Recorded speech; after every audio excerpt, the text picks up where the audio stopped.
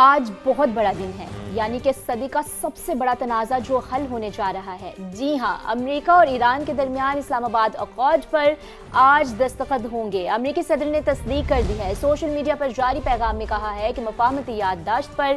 دستخط ہوتے ہی آبنائے ہرمز کو کھول دیا جائے گا۔ انہوں نے کہا ہے کہ ایران کے ساتھ ہمارا تعلق پہلے سے مختلف اور بہتر ہوگا۔ اس معاہدے میں کوئی رقم کا تبادلہ نہیں ہوگا۔ بالکل، حالات پرامن ہوں گے تو ہم جا کر جوہری مواد بھی کھود کر نکال لیں گے۔ صدر ڈونلڈ ٹرمپ نے کہا ہے کہ ایران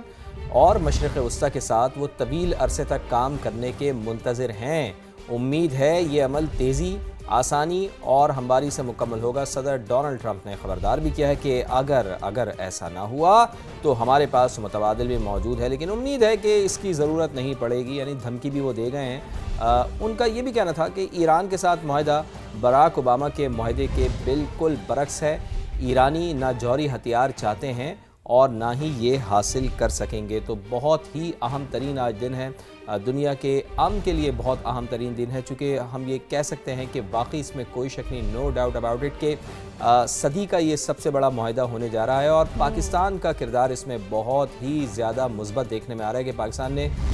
بہت ہی زبردست قسم کی ثالثی کا کردار ادا کیا اور دنیا میں اپنا رول بھی منوایا۔ سفارتی لحاظ سے پاکستان کو یہ بہت بڑی کامیابی ہے، اور ہم اس میں فیلڈ مارشل حافظ سید عاصم منیر کے کردار کی اگر بات کریں تو وہ بہت ہی زیادہ روشن رہا ہے، اور بہت زیادہ زبردست طریقے سے انہوں نے جو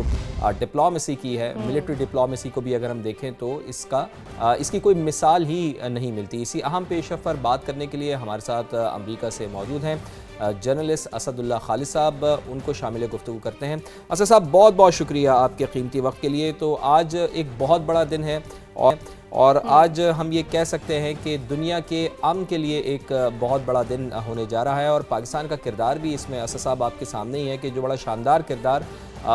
پاکستان نے ادا کیا ہے۔ رہتی دنیا تک پاکستان کی مثالیں دی جائیں گی کہ امن کے لیے اس نے ایک زبردست کوششیں کی ہیں، اور پاکستان کی کوششوں کے نتیجے میں ہی یہ سارا امن پروسیس ہونے کے لیے جا رہا ہے۔ آپ کیا سمجھتے ہیں کہ مفاہمتی یادداشت کی اگر ہم بات کریں تو اس میں کون کون سے اہم نکات شامل ہوں گے؟ اور یہ بھی بتائیے گا کہ ایران تو یہ دعویٰ کر رہا ہے کہ امریکی صدر نے فنڈز جاری کرنے پر اتفاق کر لیا، لیکن عوامی سطح پر وہ اقرار نہیں کر رہے ہیں۔ کیا واقعی ایسا ہے کہ جو منجمد فنڈز تھے ایران کے وہ بھی انفریز کر دیے جائیں گے اسد صاحب؟ بہت شکریہ۔ سب سے پہلے تو جو سب سے جو امپورٹنٹ چیز رہے گی وہ یہ رہے گی کہ اسٹریٹ آف ہارمز کھل رہا ہے۔ اب نہ ہارمز کھلتا ہے تو ایک خطہ جو ہے وہ سکھ کا سانس کچھ حد تک لے گا۔ اٹ وڈ بی اے سائے آف ریلیف ان اے وے کہ جو گلف کنٹریز جو ہیں جن کا آئل اس وقت ایکسپورٹ کرنے سے رکا ہوا ہے اور وہ آلٹرنیٹس دیکھ رہے ہیں، اس کی کیپیسٹی اتنی نہیں ہے جو بھی وہ پائپ لائنز یوز کر رہے ہیں، تو سب سے بڑھ کے تو ایک یہ پہلا ریلیف یہ ملے گا، آئل پرائسز کا امپیکٹ گلوبل آئے گا۔ تو یہ ایک خطے کے لیے بھی اچھا پیغام ہے۔ چائنا کا میجر رول ہے بیک اینڈ پہ، اس میں پاکستان فرنٹ اینڈ پہ کھیلتا رہا، اور پاکستان نے جو بھی کیا اس کو پوری دنیا میں اپریشیٹ بھی کیا جا رہا ہے، ٹو دا پوائنٹ کہ انڈین اگر اسکالرس کو بھی ہم دیکھتے ہیں جو کہ سنجیدہ لوگ ہیں، انڈین کمیونٹی بھی جو ہے وہ بھی اس کو اپریشیٹ کر رہی ہے ان اے وے کہ بیکاز انڈیا بھی اس کا برن لے رہا ہے۔ جہاں تک آپ نے بات کی کہ اس پورے قضیے کے بعد آگے جو سمجھوتا ہو جاتا ہے تو سمجھوتے یہ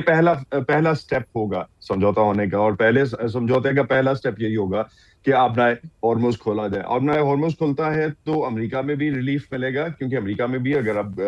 جو گیس پرائسز ہیں وہ پوری انفلیشن لے کے، اور جس طرح سے پاکستان میں تیل کی قیمتیں اگر بڑھتی ہیں تو ہم دیکھتے ہیں کہ ہر چیز کی قیمت بڑھتی ہے، اسی طرح جب تیل کی قیمت یہاں بڑھتی ہے تو وہ اسی طرح سے امپیکٹ کرتی ہے۔ اور خاص طور پہ اگر ہم پچھلے مہینے کی انفلیشن کے نمبرز دیکھتے ہیں امریکہ میں تو وہ 4% سے اوپر تھے، جو کہ بعد جو ایک انفلیشن سپری آئی تھی پہلی دفعہ اس کے برابر گئے ہیں، اور ٹرمپ کی ڈیوریشن کے سب سے زیادہ نمبرز ہیں۔ تو ایک پینک اس سائڈ پہ بھی ہے، پریشر بھی ہے۔ اسی وجہ سے اگر آپ اوور آل اسٹیٹمنٹس بھی دیکھیں تو ہمیں امریکہ کی طرف سے آفیشیل اسٹیٹمنٹس نظر آتی ہیں، صدر ٹرمپ کی طرف سے اسٹیٹمنٹس نظر آتی ہیں، اور کل ہی میں CNN پہ ہی دیکھ رہا تھا، اور ویسے بھی امریکن میڈیا اس بات کو مینشن کرتا ہے کہ کوئی 40 بار تقریباً صدر ٹرمپ نے کہا ہے کہ معاہدہ ہونے جا رہا ہے۔ اور اب جی اس نہج پہ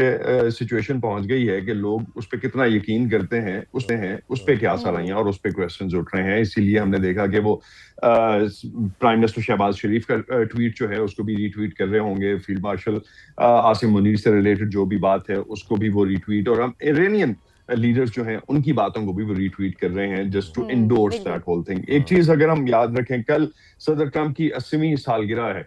اور چاہ وہ یہ رہے ہیں کہ امریکہ میں کل اور پاکستان میں ڈیفینیٹلی آج 14 جون جو ہے, 14 جون کو صدر ٹرمپ کی سالگرہ ہے, جس کو وہ چاہ رہے ہیں کہ اسی طرح سے اسی دن یہ جو ہے بڑی ایک ڈیل اناؤنس ہو جائے. ایرانینز کی طرف سے آن کانٹریری اگر ہم دیکھتے ہیں تو ایرانینز کی طرف سے عباس اگارچی جو وزیر خارجہ ہیں ان کے, انہوں نے جب یہ سٹیٹمنٹ دی, اور خاص طور پہ ان کی طرف سے ایک نوڈنگ بیہیویئر ہے کہ yes we are about to sign, لیکن ابھی تک وہ ٹائم نہیں دے رہے. اس میں ٹائم نہ دینے کی ملٹیپل ریزنز بھی ہو سکتی ہیں, اور خاص طور پہ وہ جو کنفیوژن ہے اس کا ایک فیکٹر یہ بھی ہے کہ ہارڈ لائنرز جو ایران میں ہیں وہ احتجاج کر رہے ہیں ٹو دا پوائنٹ کہ عباس اگارچی کے لیے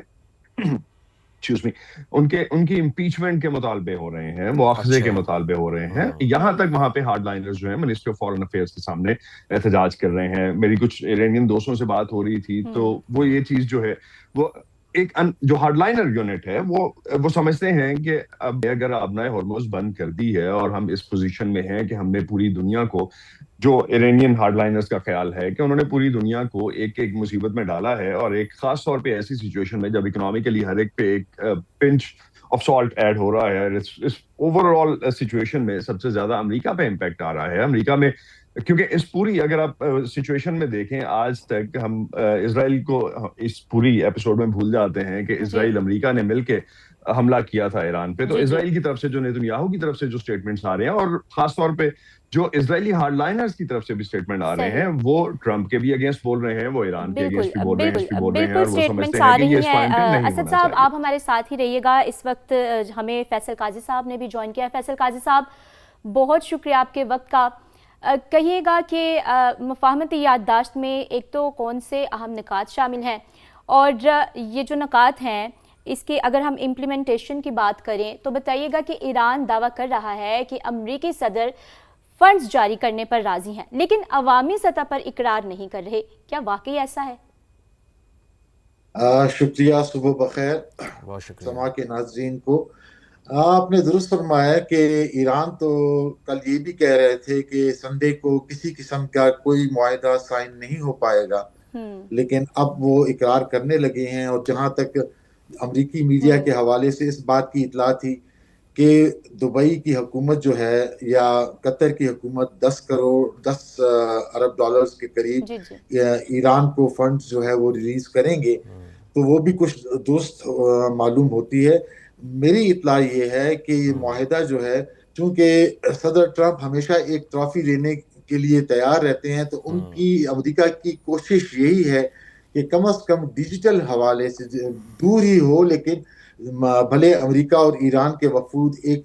ٹیبل پہ نہ بیٹھیں, لیکن ایک انڈرسٹینڈنگ سائن ہو جائے جس کو وہ ایگریمنٹ کہہ سکیں, اور آبنائے ہرمز کھل جائے, اور وہ اپنی سالگرہ پر اپنے آپ کو خود تحفہ دینا چاہتے ہیں. جہاں تک ان کی شرائط کی بات ہے تو 14 کے قریب شرائط ہیں, جس میں سب سے مشکل مجھے وہ مرحلہ لگے گا جب لبنان میں حزب اللہ اور حماس کے حوالے سے اسرائیل کو کس طریقے سے پابند کیا جائے کہ وہ لبنان پہ حملہ نہ کرے, اور جو انیکس کیا ہوا ہے, جو زمین قبضے میں لے لی ہے, اس علاقے کو خالی کریں. تو یہ دیکھنا یہ ہے. میری اطلاع تو یہ بھی ہے کہ پاکستان کے ایک بہت اہم عہدیدار جو ہیں اس وقت جو ہے وہ اس معاہدے کے حوالے سے, اس کا ایک اوریجنل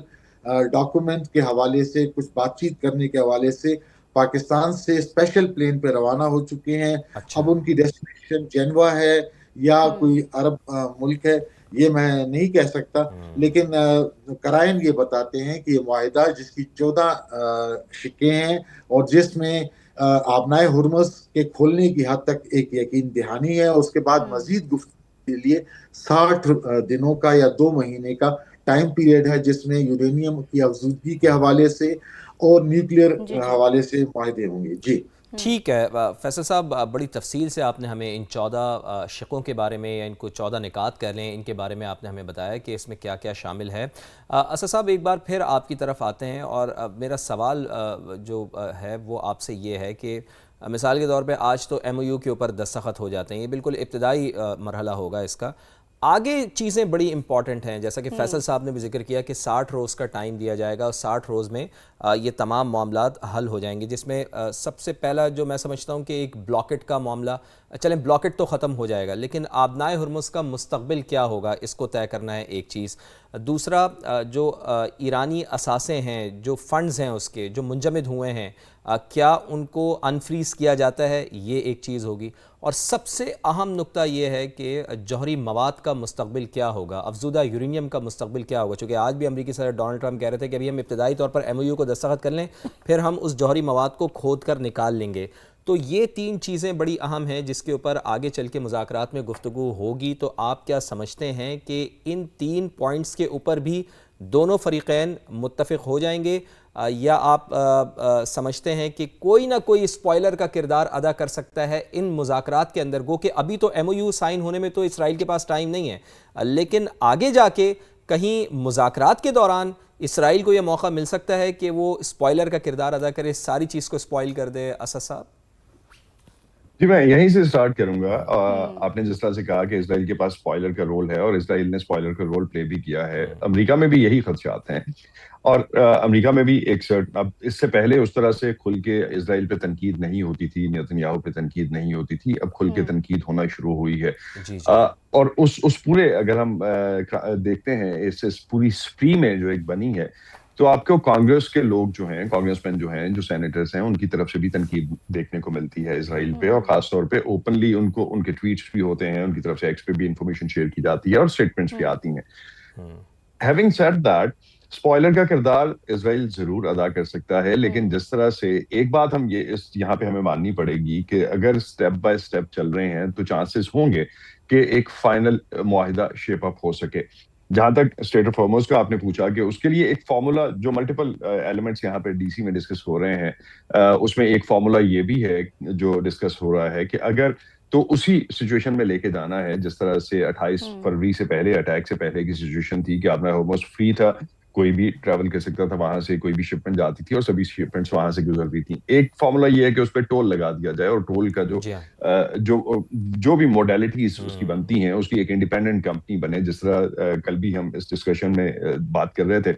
کہ جس طرح سوئس کینال کا ہے، یا اس سے پہلے جو پناما کینال ہے، ملٹیپل اس طرح کی ایگزامپلس ہمارے پاس دنیا میں ہیں۔ اس فارمولے پہ ایک جو معاہدہ ہے وہ بن سکے، جس کا سرٹن شیئر جو ہے وہ ایران کو بھی جائے۔ لیکن اس کے پیرالل ایک اور چیز جو ڈسکس ہو رہی ہے کہ جتنے ایسٹس ہیں، فروزن ایسٹس ہیں ایران کے، وہ انفریز کیے جائیں، جس میں 300 ارب ڈالر کے لگ بھگ بات کی جاتی ہے، لیکن اس کا جو پہلی ایپیسوڈ ہوگی، یا جو پہلی انسٹالمنٹ ہم اس کو کہہ لیں، وہ جس طرح سے ابھی گائز صاحب نے بھی ذکر کیا، 5 سے 10 ارب ڈالر قطر کی طرف سے ریلیز کیے جائیں گے، اور جہاں پہ